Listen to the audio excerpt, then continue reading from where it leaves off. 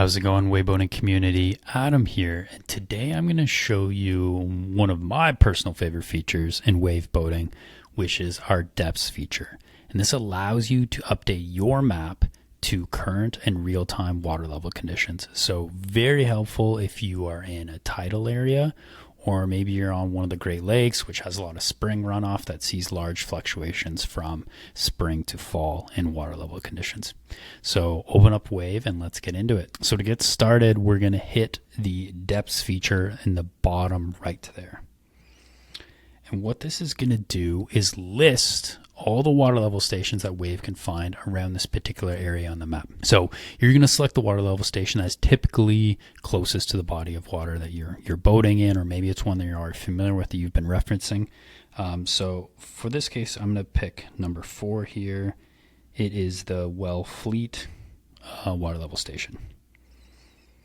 So now I've got a notification, hey, you've got a new station selected. Your water depths on the map are going to update. So your depths, your contours, that's all going to update. And what I can do now is I've got this view, and I can now see what the water depths will be at low tide. Boom, my map updates, and I can get the timing of that. It's going to be at 12:11 tonight. What's the map going to look like at high tide at 6 a.m.? So you can just tap the low and highs to kind of just get those data points, and you can also scroll this as you go. So you could look at, okay, you know, we're gonna head out here tomorrow at 1 p.m. What kind of condition? Okay, the map's looking pretty red. I need to be probably a bit cautious. So you can just kind of play with that as you go. Now, once I close this view with the X, what's going to happen is you see where it said depths before, it says +8 feet. So the Wavve Boating map is now going to update to the real-time water level offset. So right now it's a +8 foot from chart datum, so that's getting applied to my map, and that will update regularly for you on the map. There's no action you need to do, they'll do that automatically.